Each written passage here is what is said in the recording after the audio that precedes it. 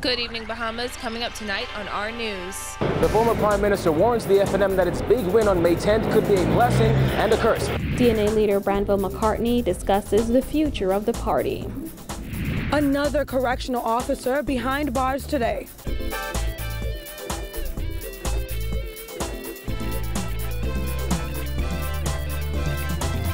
Our news is brought to you by Alive, the nation's newest and best LTE network. Good to be alive. Welcome to our news and thanks for joining us. I'm Christina McNeil. Topping news tonight, former Prime Minister Hubert Ingram says while Free National Movement supporters may still be celebrating the party's overwhelming victory at the polls, the party should be mindful that a big win could spell trouble ahead as there are many people to please. While addressing the Rotary Club of Southeast Nassau today, Ingram said the FNM has to remain humble. Kyle Joaquin tells us more. Ingram said he's seen all this play out before, but what he doesn't want the FNM to do is go down the same road it did in 2002. Political parties, when they win elections, especially if they win with huge margins, tend to get giddy. It goes to their head. In 1997, the FNM won big, leaving the PLP with only 5 seats in Parliament. 5 years later, the FNM, under the leadership of Tommy Turnquest, was wiped out. The reason, he said, a loss of focus. It ended up with arguments as to who's going to become the next Prime Minister. It wasn't a question of whether or not they're going to lose the election. Oh, we're going to win the next election. And so a big fight over that, fight over other things, etc. And so by that time, the public got fed up and said, okay, what the hell with all y'all? And now, years later, the FNM has scored another major victory. But here's where Ingram says parties go wrong after winning by a landslide. Everybody thinks he won the election because of himself. And the truth is, they didn't win because of themselves. They won because of the party and because the government got voted out. And that's why they won. Not because they were individual, was such a good candidate that people say, I love him and I'm voting for him. And so it is difficult to manage. It's difficult to manage huge majorities. And if political parties had a choice to make, they wouldn't want a huge majority. While addressing Rotarians of Southeast Nassau Wednesday afternoon, Ingram also pointed to the headline in the Nassau Guardian's National Review, which referenced newly released numbers from market research firm Public Domain, which showed that more than half of the people surveyed who voted for the FNM did so only to get rid of the PLP and not because of their love for FNM leader, Dr. Hubert Minnis. Ingram said that sounds about right, saying the last time the country voted for a government was in the 1990s. In 1992, when we won the election for the first time, they voted against the PLP. In 2002, they voted against the FNM. In 2007, they voted against the FNM. 2012, against the PLP. 2012, they voted against the FNM, and specifically against Hubert Ingram, I suppose. And in 2017, they voted against the PLP. Given Bahamians' record of kicking governments out of office for the past 20 years, Ingram offered this advice to the Minnis administration. If I had one word to say to the FNM, as a new administration, is that they have to be on their guard to ensure that the public accept that they are going to remain humble. They're going to seek to do the things they said they were going to do, as many of those things that they can do, and to be focused, and not to seek to provide a job for everybody who got elected. Because the public get tired of that too. He said one thing he's sure the FNM doesn't want is for the people to regret the decision they've made. Populations sometimes, after they voted, are very happy with what they decided. And sometimes they have remorse immediately. I think that a part of the fact that I'm accepted by the society a lot means that there's a lot of remorse for firing me. For our news, I'm Kyle Joaquin. Well, the former Prime Minister also chiming in on what's happening at Baha Mar. Ingram was asked his thoughts on former Baha Mar developer Sarkis Merlian's request for government to place a moratorium on the completion of the sale of the multi-billion-dollar resort. The completion of Baha Mar and its operation is of critical and essential importance to the economy of the Bahamas and the people of the Bahamas. The government must do nothing whatsoever to stop it from being completed. Nothing. The government will do whatever it can to facilitate the completion of Baha Mar, because we need the jobs. We need to ensure that we are not downgraded even further, and we begin to get upgraded. And so I'm not aware of what Sarkis said, but if he said that, he's dead wrong. Prime Minister Dr. Hubert Minnis said last week that the government will not get involved. Ingram says he wishes the previous administration had taken the same stance. It should never have gotten involved in that aspect of the dispute. That would have left Mr. Ismailian and the Chinese authorities, the banks, to fight their battle out in court or through arbitration, etc. Once the government put Baha Mar in liquidation, it removed from Sarkis, Ismailian and his father-in-laws any rights they had to contest what had happened. That was a very wrongful decision on the part of the government. Well, founder and director of the Bahamas National Youth Choir, Cleophas Adderley, has died. The musician and composer passed away today after a long illness.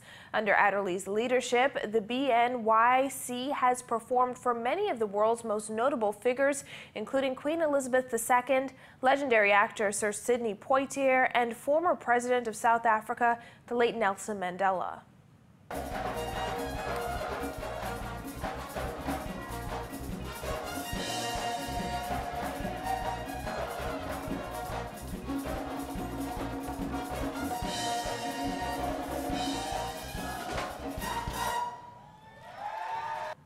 Adderley formed the choir in 1983 as part of celebrations marking the 10th anniversary of the Bahamas. The first choir comprised 77 members. The cultural giant recently received the Alive Bahamian Icon Awards Lifetime Achievement Award for his contribution to nation building through youth development. Adderley accepted the award on June 17th. But it was easy for me because I love what I do.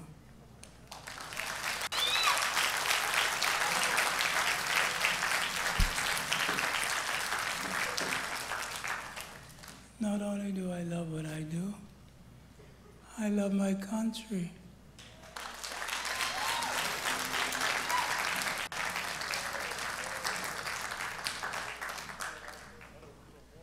Some people don't want to be a part of something unless they could be the boss. But what they don't realize is not everybody could handle the boss work. And not just that.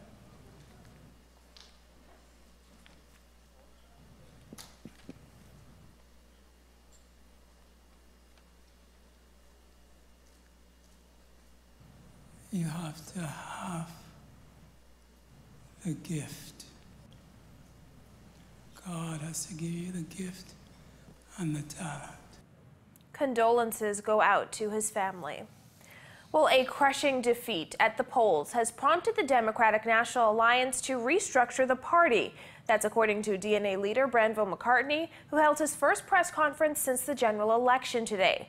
McCartney was unable to say if he planned on remaining leader of the party. Jasmine Brown has more. McCartney's comments come nearly 2 months after the DNA suffered a crushing defeat at the polls. However, he says he's not made up his mind over whether he will remain leader of the party. McCartney was asked by reporters this morning at a press conference whether he intends to run again for leader. But the DNA leader says he simply cannot say what his political future holds. In terms of me putting myself forward, that has not been determined as yet. But no doubt you'll know what my position would be in that regard. Last night, DNA Deputy Leader Christopher Mortimer confirmed to the Nassau Guardian that he expects to soon become a leader of the party. When pressed on the process by which he expects to become leader, Mortimer said it is something he believes will happen in the not-too-distant future. He said he believes that he has the support of a number of executives in the DNA and is looking forward to bringing the ideas that will transform the country. Mortimer was at today's press conference but did not address the matter.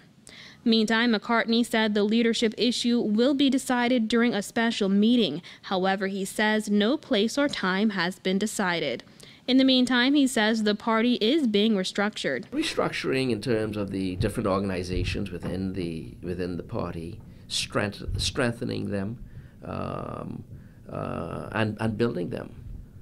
You know, it's a organization. It's a complete organization. I've said over and repeatedly, the DNA is not just Bran or Chris. It's much bigger than that. The Democratic National Alliance received an estimated 4.7% of the vote in the May 10th general election, just over half the support it received in the 2012 election, a year after it was formed. Despite this, McCartney said he believes the party has a bright future. We have a bright future ahead of us. We're a party, 6 years old. We've done a tremendous job over the last 6 years as a party. Of course, we would have wanted to be the government. That didn't happen, and we respect what the Bahamian people have said. But that doesn't stop us from wanting to do what is good and want what is good for this country, and that's what we will continue to do. Reporting for our news, I'm Jasmine Brown. In other news, a second correctional officer in less than a week to face drug possession charges appeared before the courts today. Our April Sands was there and has this report. Well, it's just another prison officer behind bars again for possession of dangerous drugs. He's known as 25-year-old Branderio Miller. Miller was charged with possession of dangerous drugs, namely Indian hemp, on Monday, July 3rd. According to police reports, a young prison officer was searched by officers of the Drug Enforcement Unit shortly after he arrived for duty at the Department of Corrections Monday night. Officers allegedly found marijuana in his possession and in his home. In court today, Miller pleaded not guilty to the charge. Deputy Chief Magistrate Andrew Forbes said, due to his not guilty plea, the matter will proceed for trial on the 20th of October. Miller is the second prison officer to be charged with possession of drugs in recent days. Veteran prison officer Logan Smith recently lost his job after admitting to possession of 6 ounces of marijuana intended for an inmate. Smith pleaded guilty and was sentenced to 1 year in prison. Reporting for our news, I'm April Sands. Still to come on our news, why a former PLP candidate says the Prime Minister is out of his league. Plus, Cable Cares promotes youth empowerment. That and more when our news returns.